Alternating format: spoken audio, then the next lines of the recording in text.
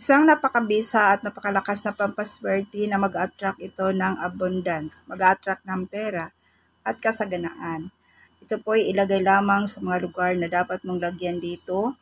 Pwedeng gawin mo itong pampaswerte sa iyong negosyo, pwede mo itong gawin pampaswerte sa iyong bahay or sa iyong tahanan. Ito po ay mag-attract ng tuloy-tuloy na daloy at pasok ng pera at maraming blessings ang darating sa iyo sa paggawa po nito.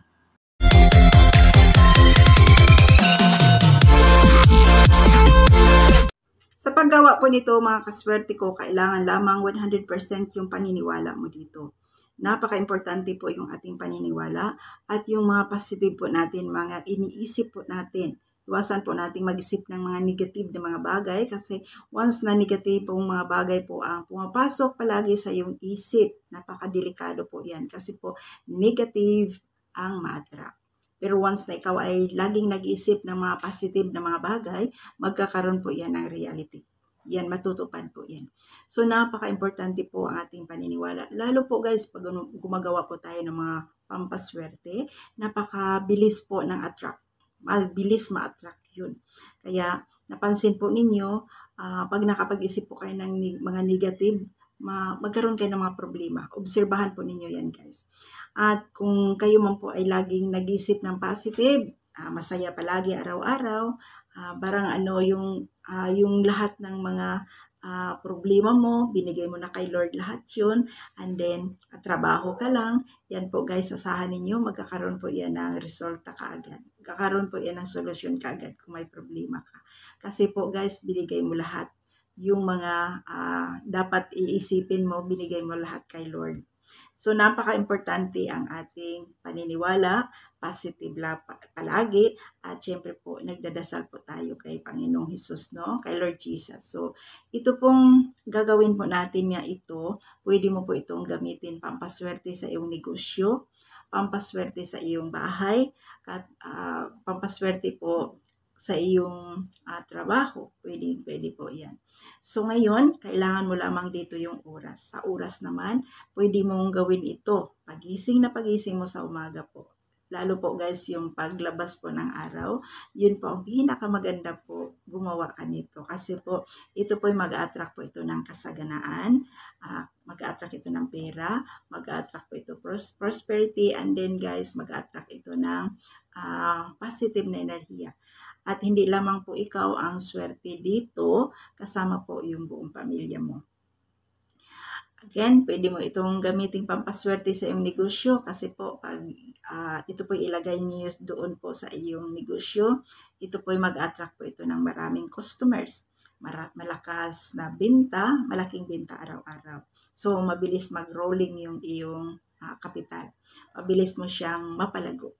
Kaya, napaka-importante po dito, positive ka lamang. At syempre, kailangan po ulitin ko po, yung loob natin na laging, kung may problema ka ngayon, lagi mong isipin na, ito po, bukas wala na to. Ganyan ba? Parang, hindi mo isipin yung problema na yan. Kasi po, magkaroon po yan agad ng solusyon. Mayroon talagang darating sa iyo na solusyon dyan. No? So, ngayon po guys, kailangan mo dito yung, babasagin. Iba naman ito kasi kailangan natin yung babasagin talaga. Ayan. Ito yung mga ganito po. Yung bilog. So, linisan ninyo ng maayos. And then, panulat. Green. Pwede blue. And then, dahon ng laurel. At, siyempre, ang ating papel. At ang ating star anise. At ang ating bigas. Ayan. So, kailangan mo rin yung pula po na pentel pen kung may pula po kayo na pentel pen. At green na panulat. So, ngayon po, mag-start na po tayo. Sa pag-start po natin, kailangan umupo ka na nakaharap sa may silangan. Upo ka lang dyan. And then, pwede mo po itong gawin kung nasa kwarto ka, kung nasa sala ka, kahit saan ka, basta ang importante, magkaroon ka ng focus. Importante yung pag-focus dito. Ulitin ko po, pwede mo itong gawin kung ikaw ay lalaki, babae, or bata, as long as naniniwala po kayo na ito po ay magdala po sa iyo ng katuparan sa inyong mga kahilingan. So ngayon, ang una mo pong gagawin dito guys, dito po sa papel na ito, isulat mo dito ang iyo pong pangalan.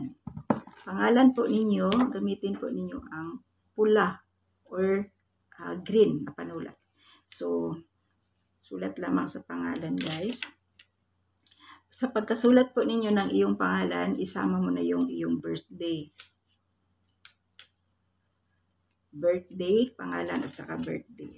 So, dito po, ito, ang pangalan na isulat mo yung mayroon po kayong birth certificate. Ayan. And then birthday, kung anong buwan po kayo ipinanganak.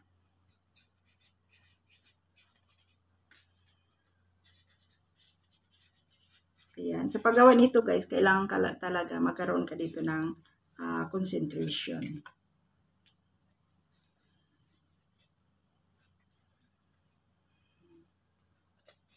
So, ayan.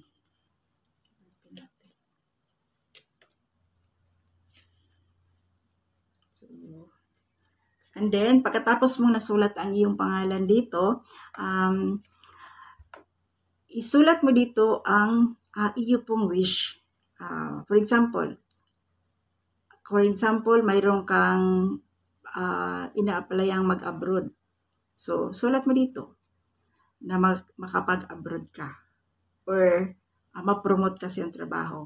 Or mananalo ka sa loto. Pwede yung ganyan. Dito sa baba.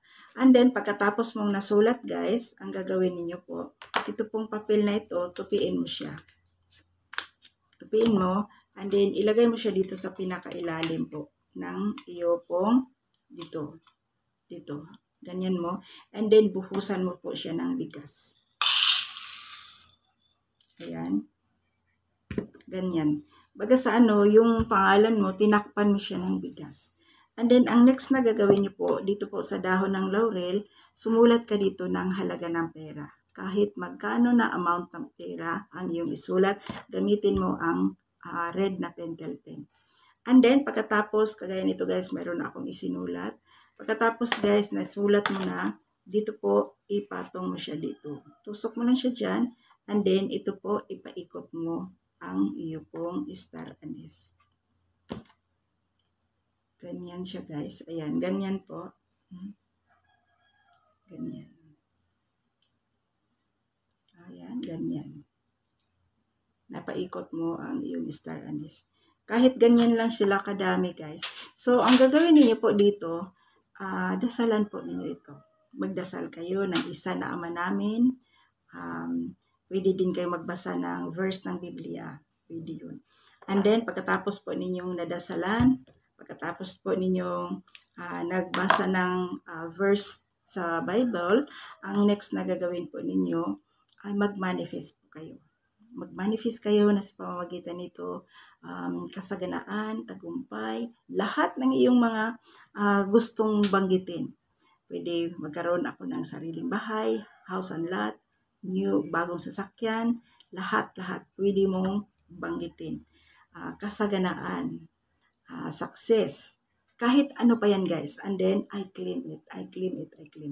Habang binabanggit po ninyo guys ang inyong wishes, ang inyong kahilingan, kailangan po yung isip ninyo, yung puso ninyo, kailangan po i-connect mo yung sarili mo sa universe. Connect mo siya. Napakadali lang po i-connect guys. Ang focus, napaka-importante po. Habang nakapikit ka, nag-wish ka, gamit po ito. Ito po, yung isip mo, i-connect mo sa universe, makakaramdam ka talaga ng kakaiba po na pakiramdam. And then yung presence po, maramdaman mo talaga dahil ang vibration sa paligid mo. So, ngayon, pagkatapos na po ninyong nag-wish dito guys, kailangan po, I claim it. Affirmation, no? And pagkatapos ng affirmation, ito po ilagay po ninyo ito doon. Kung sa bahay ninyo ito ilagay, doon po sa may altar po ninyo, baga ialay mo lang siya doon.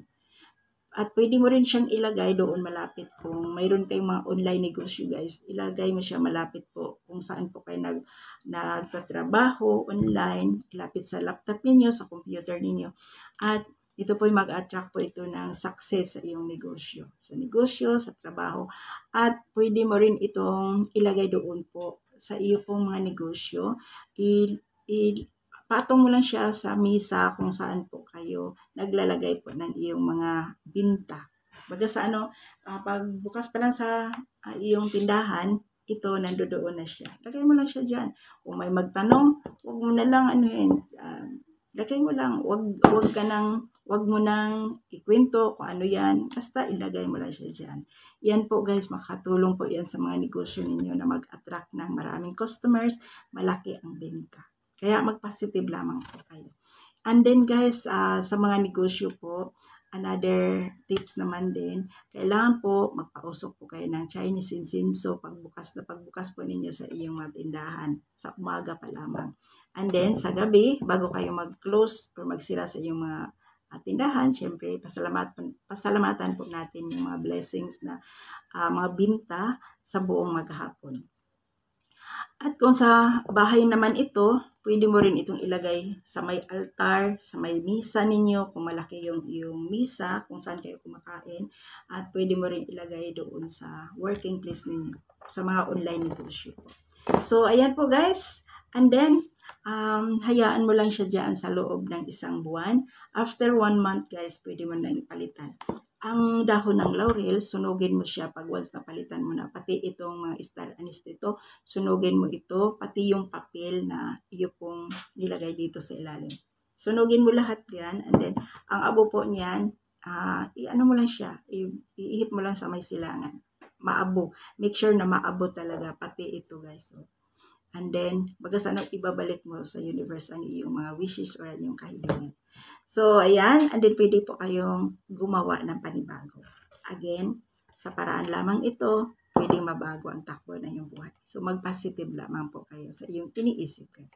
So, ngayon po guys, bago po tayo magtapos na ating video, mayroon po akong share sa inyo na negosyo. Baka magustuhan ninyo ito.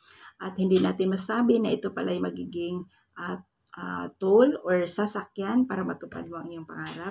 Kaya sumakay ka na kasabay sa akin guys. Ayan. So ilagay ko po yung sa description po ilagay ko po yung aking Facebook link at i-message po ninyo ako directly doon. Pag-usapan po natin ito at ituturo ko po sa iyo at i-guide ko po kayo kung paano ito ninyo gawin. No? And then sabay-sabay po natin tuparin ang ating mga pangarap. So, maraming salamat ulit guys sa inyong lahat. Lagi po kayo mag-ingat. God bless everyone.